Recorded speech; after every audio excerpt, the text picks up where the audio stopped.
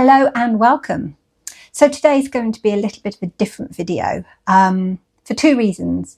One, because I'm sat on the floor, and that is because I decided to change my room around the other day and I haven't yet finished. So behind the camera are piles of stuff that needs to be sorted.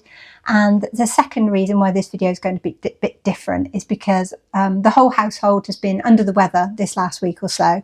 We're all getting over a horrible bug and I'm still feeling pretty rough. So rather than struggle going outside into the cold or trying to sort of do lots of research, I've decided instead to show you some of my beautiful Bronte bits I have here in my home. They're not first editions, so don't get your hopes up. They're not original signatures. These are just little things I've collected over the years that people have asked me about, so I thought it was time to show you.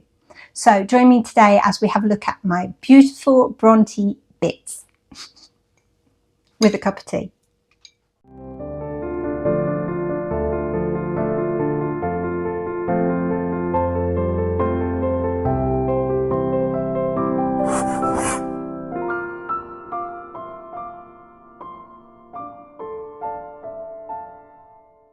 So of course, Bronte books. It goes without saying, hand in hand, Brontes and books. So obviously I have lots of different editions of their work in different covers and formats. Older ones, newer ones, slightly duffed up ones where they've been in handbags and got damp over the years. Older versions that have been given to me and have that smell. This one has something in it actually. Oh, piece of paper. Nothing written on it though. I would have found it by now if there's anything interesting. And then presents from people. But one of my favourite was given to me by my husband for Christmas a few years ago, and it's this one. And this is called Charlotte Bronte and Her Circle by Clement Shorter. And it's beautiful. I will put some photos on so you can see it. It has a beautiful edge to it. It's gold at the top. So of course, when it was in a bookcase, it could be seen, but obviously the raw edges on the other sides are quite raw. And this has a date of 1896. So I hold this and all I can think of is the history behind it. The people that have read it, the places it's been, just the things it's seen over its lifetime. It has that smell about it, and there are a few images in it, of course, like we see everywhere now. But you could imagine if someone had this, they might not have ever seen some of these images before, and it would be a treasured item. And of course, we have Anne here, and I don't know. It's not just the fact that it's about the Brontes; it's the fact that it's so old that makes me feel so privileged to have it. So husband did a good one there, so we got that. So yes, the Bronte books, like us all, we collect them. We feel the need to rehome them whenever we find them. And this is a mere smidgen of what is on the shelves around me. But I couldn't get any more down. So yes, Bronte books. Another item that means nothing to anybody but me. Anybody else would just see this as a piece of junk, but it means so much to me. And this is an image that my daughter drew. I don't know if you can see that. I'll put a close-up on the screen of Martha Brown with Keeper the dog. And at the bottom it says, Martha is trying to mop the floor, but Keeper is in the way. And my daughter drew this for me because we'd been talking about the servants in the parsonage. And she drew it for me without any encouragement. And this was back in 2023. And I've kept this picture and I keep it in my room because it really does make me smile. Her imagination, her love of animals, and the stories that she told from drawing this picture. And I think that's brilliant. So I love this little picture. I love the way she's even put a little cardigan on Martha. Should keep her warm because it's cold in the parsonage, which, yeah, she's right. So, yeah. Bronte pictures. I'm not sure if you're going to be able to see this very well because of the exposure, so I will put a close-up image. But this is a plaque of Charlotte Bronte that I found in a junk shop many years ago, hidden behind books and boxes and vases and things like that. But this is Charlotte Bronte, and it also came with another round one. I'll take a picture for you of Byron, and when they're hung up, they look like they're looking at each other. So yeah, this was a beautiful find, and it cost me hardly anything, and I've never seen another one like it. It has a hook on the back so you can hang it up, but it really is beautiful, and like I've said, I've never seen another one. So if you happen to have one as well, let me know. Where did it come from? You know, were they something sold at the parsonage years ago? I don't know. So yeah, let me know. So this is one of my beautiful plaques. I have other ones made from plaster, some little square ones, which I'm sure you've seen on videos before, but these are my round ones, and I think they're beautiful. Size of a dinner plate, actually.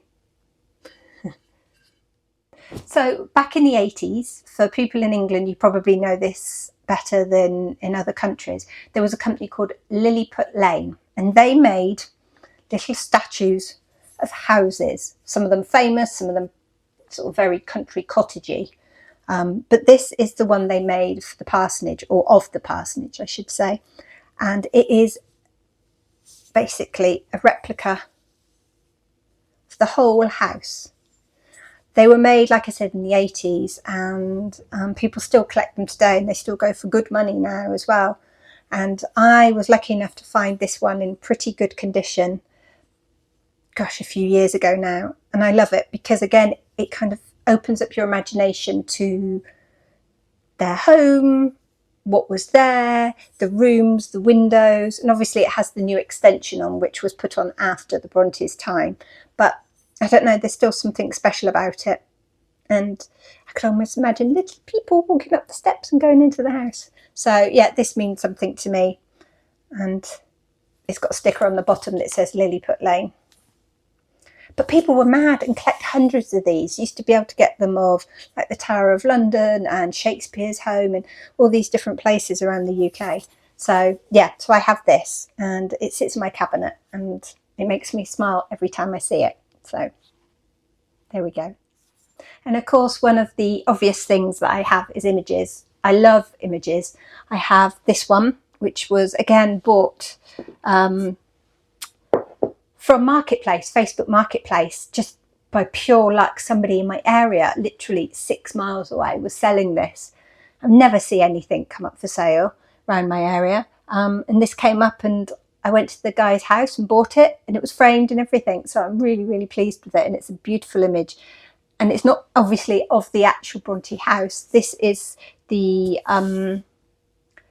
house that they built for the drama To Walk Invisible on the moors, and you wouldn't believe it, it's just made out of wood and special effects to make it look like a big old stone house, but actually inside is just a wooden frame, and they put a few things at the window so that when they did close-ups of people walking by and stuff, that it looked like there was an interior, but actually it's just a big wooden box. But I love it because, yeah, and I think the black and white makes it look really, really good as well. But I have other images around the house, so I will put some pictures up of them as well so you can see. And the final thing I'm going to show you today is my writing box, or my writing slope as they were called. We all have one, it seems. If you're a Bronte fan, you really want a writing slope. It's some sort of, I don't know, nod to history, isn't it? You want to sit down, have a go at writing like they would have done. And this one was bought in a charity shop here in the UK, and it was in the window, and it was by pure chance. I was rushing past and I saw it and went in. It's not in the best of nick. As you can see, the finish isn't great. The lid's a bit wonky. The ends are not particularly finished off well. But I love it. It needs a bit of repair, and my lovely husband said he would do it for me one day, but I've never really got around to asking him to actually do it for me. So I will do some close-up images for inside, because this might be difficult to open and show you at the same time.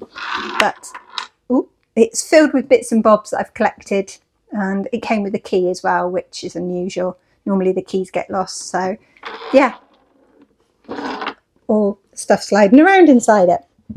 So yeah, so a writing slope.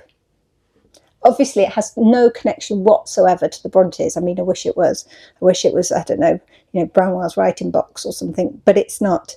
It just happens to be a kind of similar to the ones that you see in the parsonage, and therefore it's my little daydream of being one of the Brontë sisters writing. Not that I'm able to write like they can at all. I'm not saying that. It's more, every now and again I write a letter on my writing slope and I pretend.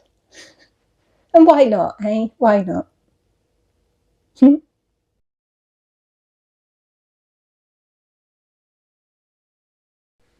So this video has been slightly different today, for obvious reasons, but also I wanted to tell you guys some news.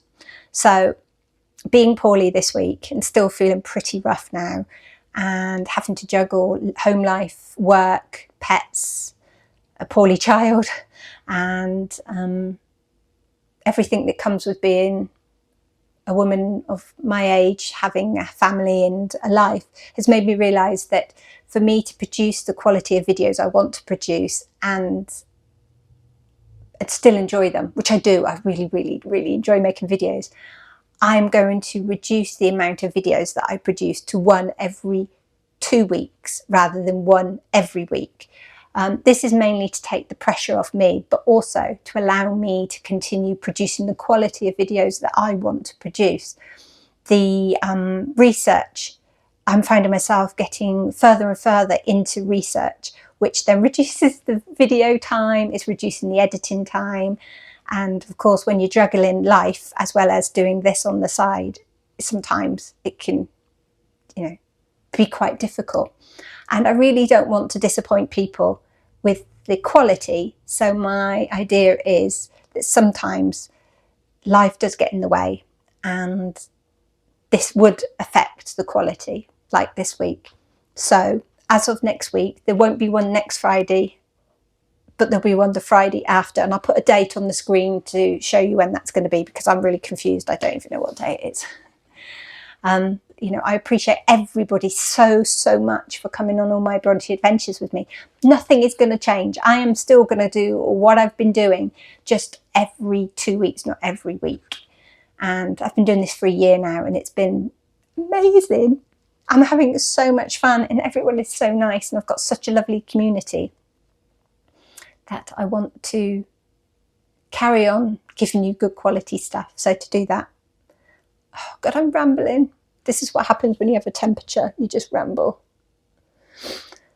I'm hot. I'm so hot. So thank you for watching today and for joining me on this slightly different video. I hope you enjoy seeing some of my bits and bobs that I've collected over the years. There is so much more, but that's just a small corner of my room. Hence why it's taken me so long to move things around.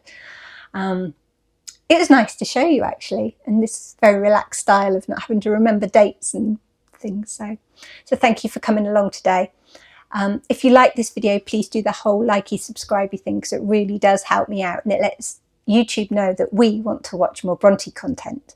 And I'll see you the Friday after next for more Bronte adventures. Take care. Bye.